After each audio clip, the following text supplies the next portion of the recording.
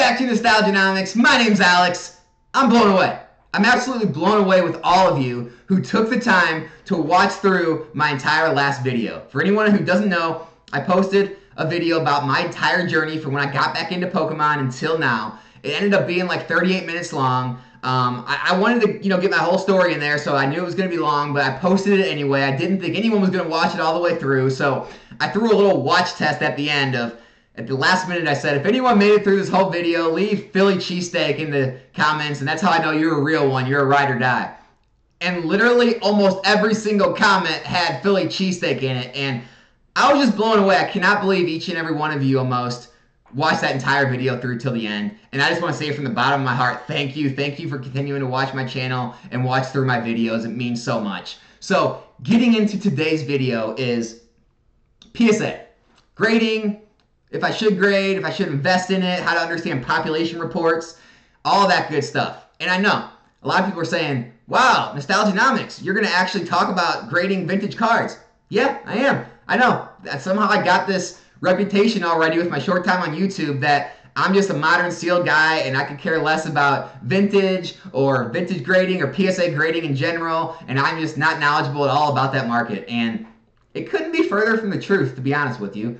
Back in the day, all right, for 2015 all the way through, I don't know, 1920, I was all about grading cards. I was all about buying out raw cards, grading them. I was all about, investing and collecting PSA cards. I had large positions in them. I flipped PSA cards all the time. And I constantly studied the population reports. I constantly tried to decide which cards were going to be the next ones to take off based on their rarity, their scarcity, the populations of the cards, how many were being graded, the amount of raw cards in the market, all that stuff. So I'm going to get into all that today, and hopefully a lot of you take a little bit out of this and can decide for yourselves after this and do your own analytics on what you should be moving into if you want to grade, if you want to be invested in PSA. So, starting off, we're going to talk about should you grade your card. Now, if it's for your collection, if it's for your own enjoyment, then sure, grade it. I think you should grade it. No problem, no pushback from me. What I'm going to be talking about, though, obviously, because that's what I do on my channel, is the ROI, the actual finances behind if you should grade a card. So, I just randomly picked the PSA 9 Charizard, and I'm going to be showing vintage cards. This is just a modern card I wanted to show for the numbers. So, looking at the Burning Shadows Charizard, all right, first thing you want to do is look at the population, right? PSA 8s, PSA 9s, PSA 10s.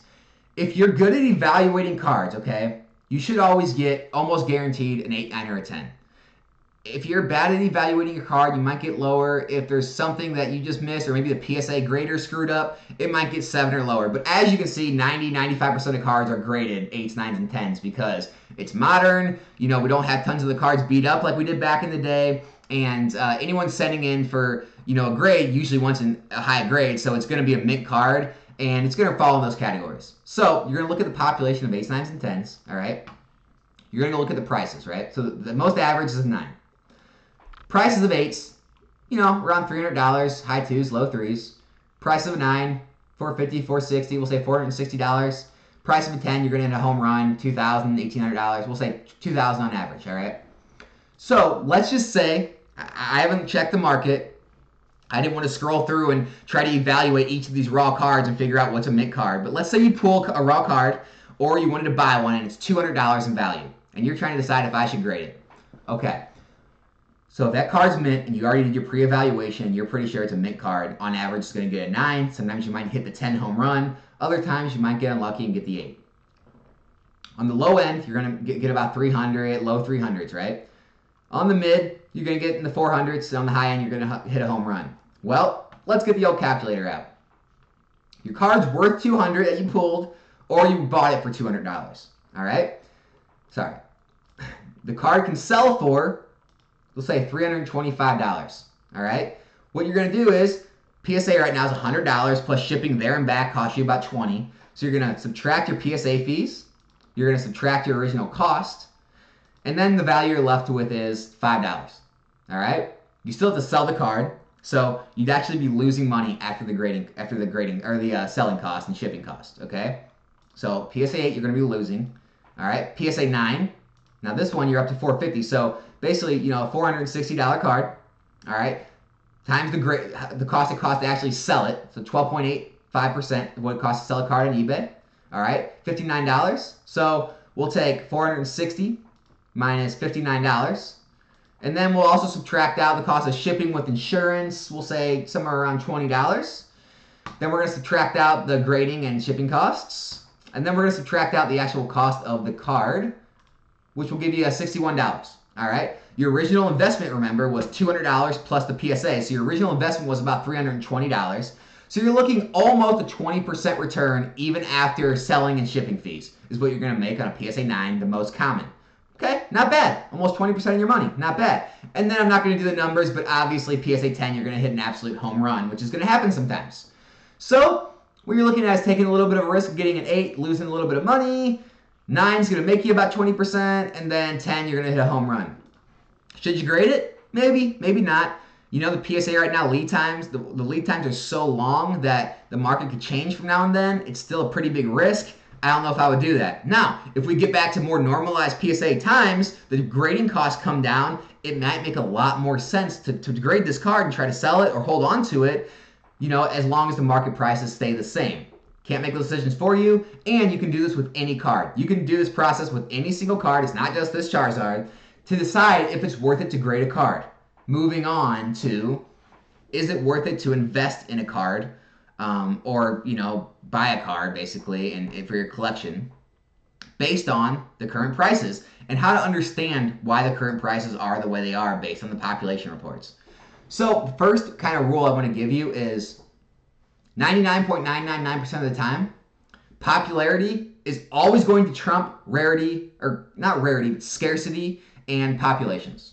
All right, what do I mean by that? Here's a PSA 9 base set Charizard. This is, I believe, the most graded card in all of Pokemon English. All right, 31,000 copies graded of this card. There's 6,100 of these PSA 9 Charizards. Let that sink in. 6,100. It's still going for $1,500. All right, let's take a very scarce card, okay? Let's take a Jungle No Symbol Clefable. All right, it's only $165. But there's only 177 PSA 9s out there. There's only 532 graded total. There's none of this available. This is one of the most scarce cards out there, right? So how is it only $165? Doesn't have the popularity a Charizard has. Doesn't have the popularity of base set. It's a niche market, this no symbol market. Not a lot of people care. So you can't always get distracted with the population reports and how scarce a card is and how less of them are out there. You know, you see these numbers being so low and you think, oh my gosh, I need to jump on this. No one else sees this. People see it. It's out there. It's just not what people want to put their money into. Another thing is, look at this.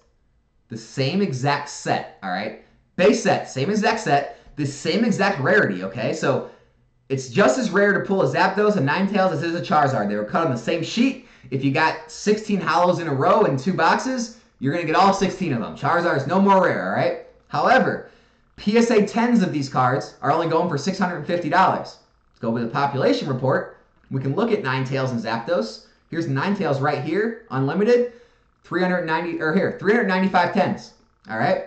Look at the Zapdos real quick, 530 10s.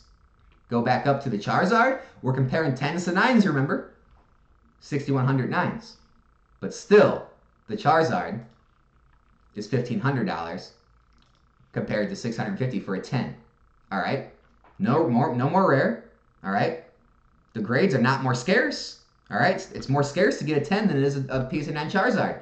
The popularity wins. All right? The popularity wins. That's all there is to it. Now, moving on.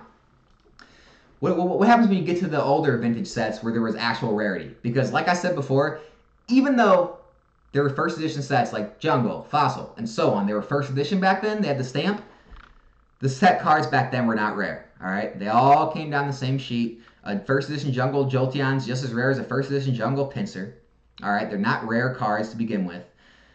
And, you know, the prices reflect that. When you get into older vintage sets, all right, your newer vintage sets where there was actual rarity, all right, Gold Stars, Shinings, they were actually rare. They were actually hard to hit these cards, all right? But let's look what happens. A lot of people think Gold Stars are more rare than Shinings. Could be true. I don't know how I feel about it. Could be true. Maybe it is. $2,300 is what you can get a PSA 9 Gold Star for. $4,200 is what you can get a first edition Shining Charizard for. Let's go look at the populations and how those come out. Latios Gold Star right here. There's only 415 graded. There's 166 nines. All right. Shining Charizard, however, first edition, there's 785 graded. There's 294 nines. So you're looking at about double, almost double the amount of nines graded. So there's almost double of that card out there. All right. They're about the same rarity. The Charizard's less scarce to grade than the Latios. However, we see the Latios. What is that? 90% less than the Charizard? 80% less? See the issue here? You can't always look at population reports. You can't always look at rarity. All right? Popularity is always going to win out when they're like cards. When they're about the same rarity, when that one's more popular, it's going to outdo the population scarcity. It just is what it is. Now look, when you go look at a Shining Raichu, okay, it's just as rare as that Charizard. It's in the same exact set. You know, they printed them all together. You can hit a Raichu just as easy as you can hit a Charizard. However, it's only $1,000 in a PSA 9. All right? It's almost 4 times less. It's more than 4 times less than the Charizard. Now, does the population reports reflect that? Let's go look. First edition Raichu, what are we looking at? First edition Shining Raichu, 478 graded, 184 nines. Go back up to Charizard, 785 graded, 294 nines. There's more. There's more Charizards. Same exact set, same exact rarity, more. It's scarcer to find a Raichu. However, it's 4 times less expensive. Okay. Now, going even further into population reports and deciding if a card is going to be more valuable in the future and trying to decide these things for yourself. All right. Let's look at multiples. All right. When you look at a Charizard GX from Burning Shadows, the multiple from a 9 to a 10 is only a little over 2 times, maybe 2.3 times multiple. But when you look at the base set Charizard, the multiples are 12 times plus, maybe 13 times almost multiple. Does that reflect in the price? Well, let's go look. Charizard GX PSA 10, all right, with a 4 times multiple from a 9 is only going for, or with a 2 times multiple, 2.3 times multiple from a 9 is only going for about 4 times what the 9 sells for. All right. But when you look at a PSA 9 Charizard, all right, it has a 12, 13 times multiple, but it's only selling at a 6 times multiple from the 9. So you ask yourself, is a Burning Shadows Charizard PSA 10 undervalued? Overvalued? Or is the PSA 910 or PSA 10 Charizard undervalued? Which one isn't quite right? Which one hasn't get to where it's supposed to be? These are the kind of questions you need to ask yourself when you're trying to decide what cards are going to be worth in the future. And there's no right answer. No one knows what's going to happen. This is just how you read the pop reports and how you start to ask yourself these questions on trying to find the multiples of what they should be and research on what multiples were in the past. Trying to decide the rarity and scarcity of PSA population reports. Understanding that popularity of cards is going to outdo population of certain cards, as we saw with the Raichu and the Charizard. So I can't go into enough depth in one video of how you actually choose the exact right card to invest in. You know, how you know a card now, what's going to be worth in the future. You know, it's all subjective.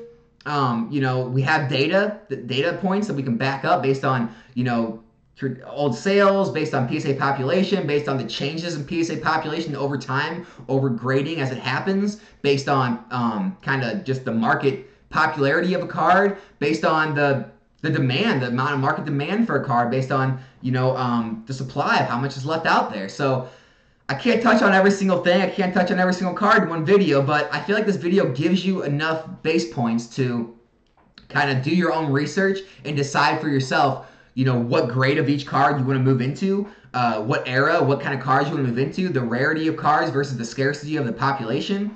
And I feel like it gives you a good baseline of understanding how PSA grading and populations work. And also, if you want to try and grade mint cards and if you can make some money on them based on what 8s, 9s, and 10s are selling for. So, hope this video helped. If it did, consider subscribing to the channel. I have new videos like this all the time. If not, hey, maybe at least like the video or leave me a comment. Let me know what you think. Other than that, my name is Alex. This is Nostalgianomics, and I'll be back here with a new video soon. I'm out.